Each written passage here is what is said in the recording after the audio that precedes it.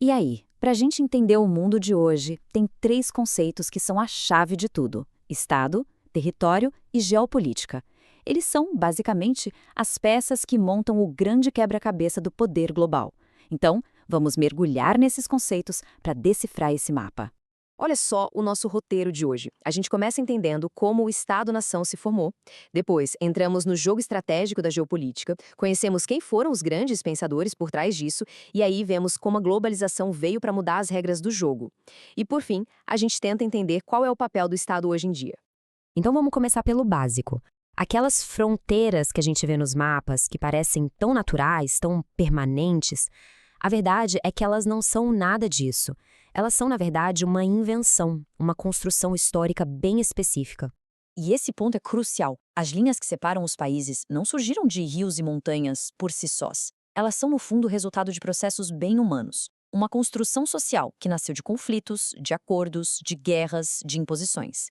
Esse modelo de Estado com território definido, que nasceu na Europa, acabou se tornando tão dominante que hoje a gente quase acha que é a única forma de organizar o mundo. E o mais interessante de ver aqui é a evolução dessa ideia. Pensa só, a gente saiu de um sistema feudal, onde o poder era todo pulverizado, sem fronteira fixa, e fomos para o absolutismo, lá no século XVI, que centralizou o poder na figura do rei e começou a desenhar o território. Depois, o mercantilismo com suas colônias reforçou esse controle e, por fim, as revoluções burguesas tiraram a soberania do rei e entregaram para o povo, mas sempre ligado a um território específico. E é aí que a gente chega no Estado-nação. O ponto central é que ele é uma construção dupla. De um lado tem a parte material, que é a ocupação de fato de um espaço. E do outro tem a parte simbólica, que é a criação de um imaginário coletivo, aquele sentimento de pertencer àquela pátria, àquele lugar.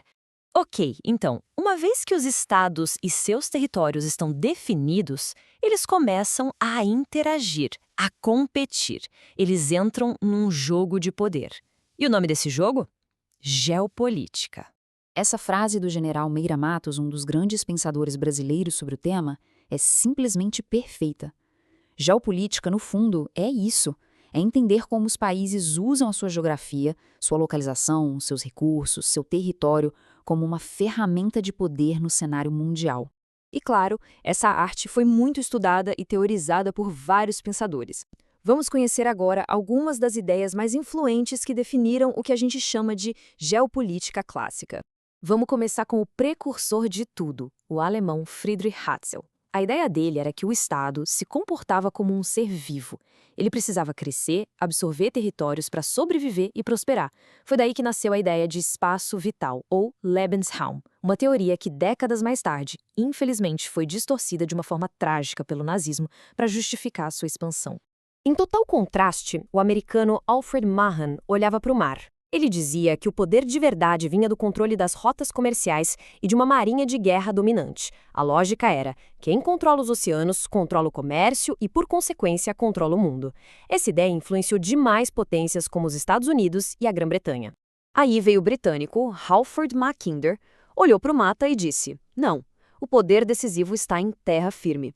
Ele identificou uma área pivô na Eurásia, que ele chamou de Heartland. A teoria dele era que quem controlasse essa imensa área continental, que era protegida do poder marítimo, poderia dominar o mundo. Era uma oposição direta à ideia do Marras. E aqui no Brasil, a gente teve o Mário Travassos. Ele aplicou o pensamento geopolítico para a nossa realidade sul-americana. Ele analisou o continente a partir das suas tensões geográficas, como a disputa de influência entre os oceanos Atlântico e Pacífico e o antagonismo entre as bacias da Amazonas e a do Prata. O trabalho dele foi fundamental para mudar a visão estratégica do Brasil.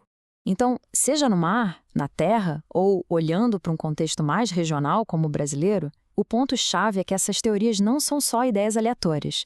Elas formaram a base acadêmica da geopolítica, quase como um manual que, por décadas, ensinou os líderes de Estado a pensar e agir no cenário mundial. Ok, beleza. A gente entendeu a base clássica. Só que o mundo mudou. Chegou a globalização e, com ela, um desafio gigantesco para aquele modelo tradicional, onde o Estado-nação era o único ator que importava de verdade. E aí surge a grande pergunta da nossa era, né? Com dinheiro, informação e pessoas cruzando fronteiras a todo instante, como nunca antes, será que o poder do Estado está diminuindo, se esvaindo? O que a gente vê é um Estado sendo pressionado por dois lados ao mesmo tempo. Ele é pressionado por cima, por forças globais que ele não controla, como as empresas transnacionais e o mercado financeiro. E, ao mesmo tempo, ele é pressionado por baixo, por forças locais, movimentos regionais, identidades que pedem mais autonomia e que muitas vezes desafiam a ideia de uma nação unida. Bom, com essa pressão toda vindo de cima e de baixo, seria fácil decretar o fim do Estado. Mas o que os estudos mostram não é um desaparecimento, e sim uma baita de uma transformação. A própria ideia do que faz um território ser valioso está mudando. Antigamente, o que contava era o tamanho, a quantidade de matéria-prima, a localização. Hoje, o jogo é outro. O valor estratégico de um território está muito mais no seu conteúdo tecnológico, na informação que ele produz, no conhecimento, na sua biodiversidade. É uma valorização muito mais seletiva e inteligente. E com isso, a função do Estado também evolui. Ele deixa de ser aquele que faz tudo, o executor exclusivo, para se tornar um coordenador de parcerias e um regulador. Ou seja, ele passa a ser quem define as regras do jogo para os vários outros atores, sejam eles globais ou locais. E essa citação da geógrafa Berta Becker amarra tudo isso perfeitamente. O Estado não é uma coisa estática, acabada. Ele é um processo contínuo, sempre se adaptando. O que a gente está testemunhando é só mais um capítulo dessa longa história de adaptação. E a gente termina com essa reflexão. Se o território e o Estado estão se transformando tanto, o que isso significa para aquelas linhas que a gente desenha no mapa? Afinal, o que é uma fronteira num mundo onde as conexões mais importantes podem ser totalmente digitais? Esse talvez seja o grande quebra-cabeça geopolítico do nosso século.